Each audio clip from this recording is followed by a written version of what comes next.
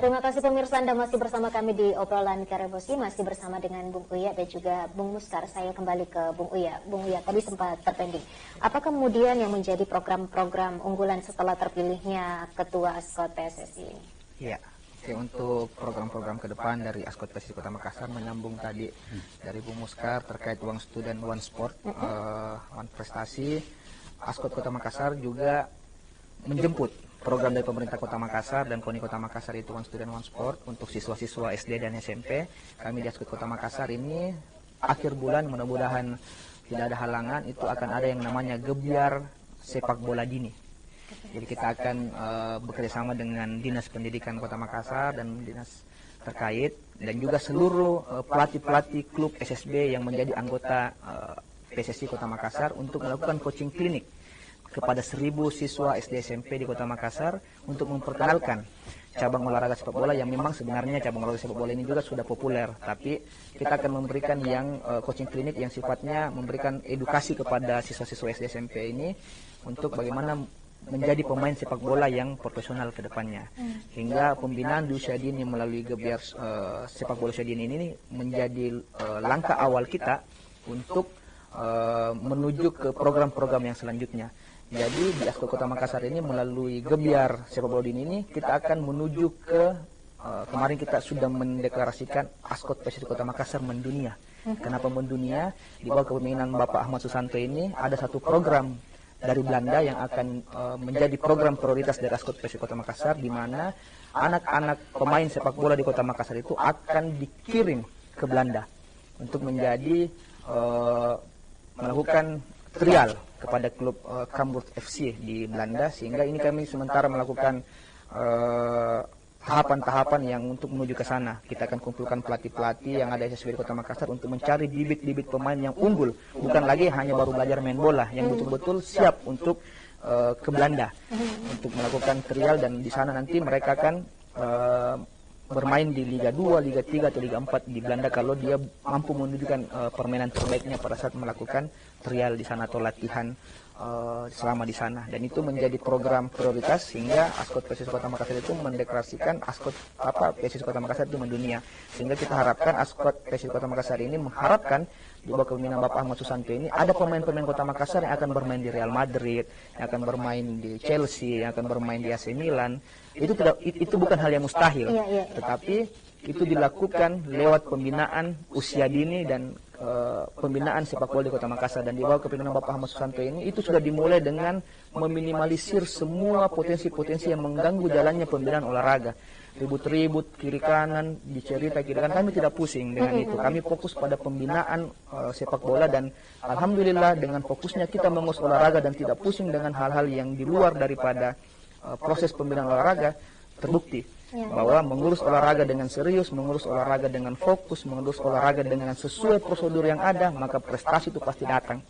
Seperti itu. Dan mudah-mudahan kami mohon doa juga warga Kota Makassar, PSSI Kota Makassar ini bisa membawa pemain terbaik di Kota Makassar ini untuk melakukan trial di Belanda dalam waktu dekat ini. Tahun depan sudah diminta pemainnya, dan saat ini kita akan lewat Gebyar itu, kita akan kumpulkan pelatih, dan semua akan dimulai dari Gebyar Sepak Bola Usia Dini yang menjadi program penutup tahun 2022 ini.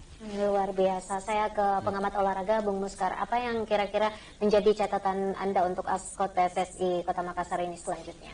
Iya, saya rasa tadi kan PSSI Kota Makassar hari ini di bawah kepemimpinan Pak Ahmad Susanto sudah mengetahui apa-apa menjadi masalah yang ada pada PSSI Kota Makassar. Sehingga dari masalah ini mungkin dia sudah melahirkan solusi-solusi, ide-ide, bahkan inovasi yang tadi disebutkan tadi dari Bung Uya ya, bahwa salah satu inovasi itu adalah melakukan pembibitan ya dari dini, dan itu hal-hal yang memang harus dilakukan, ya kan?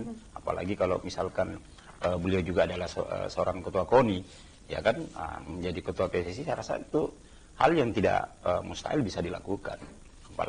Kita berharap saja bahwa apa yang telah dilakukan di sebelum-sebelumnya, prestasi-prestasi yang telah dibuat dan ditorehkan dan mengembalikan marwah PSSI yang ada di Kota Makassar, persepak bolaan kita, itu kembali akan bisa dilakukan di masa-masa yang akan datang. Kenapa? Karena dengan kepemimpinan anak muda juga ya, apalagi di bawahnya dan kepengurusan ini banyak anak-anak muda yang juga bergabung di dalamnya, saya rasa bahwa inovasi-inovasi yang akan dilakukan ke depan itu akan bisa berjalan. Dan kita berharap juga bahwa hal-hal yang mungkin yang dikatakan tadi Bung Uya ya, bahwa kita melihat dari sisi positifnya saja. Ya, enggak usah kita memang menghiraukan. Kalau di dalam sebuah kepemimpinan ini kan, enggak usah kita menghiraukan apa yang menjadi hal-hal dari sumber-sumber yang tidak jelas, ya kan? Kita jalankan saja menjadi tugas-tugas atau SOP kita di dalam menjalankan PSSI ini. Dan kalau itu dilakukan, maka saya yakin Pak Ahmad Susanto akan bisa membuktikan dan dia akan bisa memperlihatkan kepada masyarakat Kota Makassar dan kami juga ya mudah-mudahan akan bisa lebih bangga lagi dengan prestasi-prestasi yang dibawanya nantinya. Saya ke Bung Uya. Bung Uya, apa yang menjadi tantangan Ascot PSSI ini sejauh ini? Ya, kalau tantangan sebenarnya setiap dinamika organisasi pasti ada. Ya. Tapi selama ini kami merasa bahwa tantangan pemain-pemain atau tantangan dalam mengurus sepak bola itu ada dua. Penyakitnya pemain sepak bola ini di Kota Makassar ini. Apa itu? Mati-mati jangan, ya, sama Pak Bambangan Natolo. Itu alhamdulillah Ascot PSSI Kota Makassar ini selama 1,5 tahun di kepemimpinan Bapak Ahmad Susanto, saya tahu persis bagaimana mendampingi pemain. Saya alhamdulillah dipercaya sama beliau untuk menjadi sekretaris tim di 2 kompetisi di Suratin di usia 13, 15 dan 17 sama terakhir di Pekan Olahraga Provinsi kemarin. Jadi saya bersentuhan langsung dengan pemain-pemain. Nah, di situ kami memang menanamkan di pemain-pemain itu lewat instruksi dan arahan dari Bapak Ketua bahwa jangan pernah pemain-pemain Kota Makassar ini punya penyakit ini. Iya. Mati-mati jangan itu dia menganggap remeh lawan.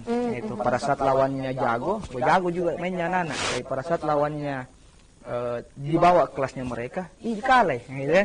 Atau disenggol sedikit baku pukul. Alhamdulillah selama kompetisi 1,5 tahun ini kita ikut berkompetisi, yang kami tanamkan di pemain-pemain ini bahwa bermain bola yang baik, bermain bola yang benar, bermain bola dengan taktik, bermain bola dengan hati, hiraukan semua persoalan-persoalan yang sifatnya bisa mengganggu kita fokus, sehingga prestasi itu memang diraih bukan karena tidak ada proses yang panjang, tapi memang mulai dari pemain, mulai dari manajemen, mulai dari induk organisasi, tim kepelatihan, itu kita sevisi, seperjuangan, sama semua visinya kita mau ngapain ini, tidak ada yang belok kiri kanan, itu tidak ada juga yang sifatnya mau merusak perjuangan kita, sehingga wajar kalau kita memang mendapatkan prestasi selama ini, sehingga memang tantangan itu semoga dengan